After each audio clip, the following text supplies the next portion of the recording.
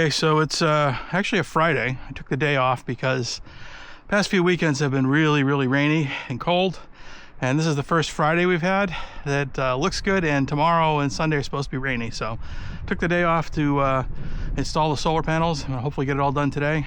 It's the first things I've done, and this is completely not necessary, but I do it because, well, I'm just being careful. So what I've done is I'm going to be getting on the roof. I've installed just a couple of roof braces just to give it a little extra support. There's cross beams up here. Theoretically, they're sitting on this piece of foam, and this 2x4 just gives it a little extra support, just so, you know, I'm a big fat guy up on top of the roof. I don't want it to collapse, so that's kind of the idea. They're not, you know, they're in there, but just, you know, kind of tacked in. So roof supports is the first thing I did. I've lowered the camper all the way down to the ground so that I can have an easier time of getting up onto it.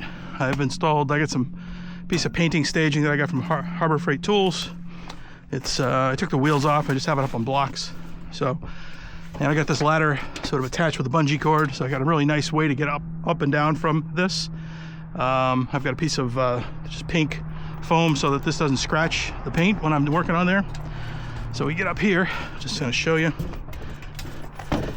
So up here, you can now see we've got good access to the roof. We're gonna take this off, and we're gonna take this off just to get them off of there. And we're gonna install a new power access panel so the solar panel cables can go into it. I believe we're gonna have a panel installed here and a panel installed over there. Possibly, if two will fit, and then I might do that. I'm not quite sure how I'm gonna lay them out. And then we'll probably have another panel sort of right here and over there. That's kind of the idea. But I haven't set on any, I don't have any fixed location in mind, so I'm just gonna get them up here and see how they look.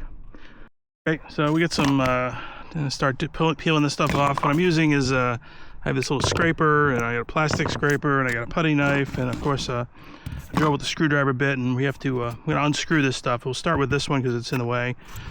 Basically, you just taking this knife. You of course don't want to slice the roof if you can avoid it. And so you just we're gonna get in here and kind of, oops, as I just stabbed the roof. So grab this and kind of peel out some of this is what the self-leveling sealant looks like after it's been dried for a year. So we sort of like peel that off. And I believe if I put my drill in here, so that's what they're holding everything down with. These look like they're 1 1/4 inch screws maybe, or maybe 1 inch screws. So we're gonna get all these screws out, and then we're gonna try and get under here and pry this up. So that's kind of the idea. All right, so basically we've been able to jam a putty knife underneath this piece of plastic and just sort of work it along here a little bit.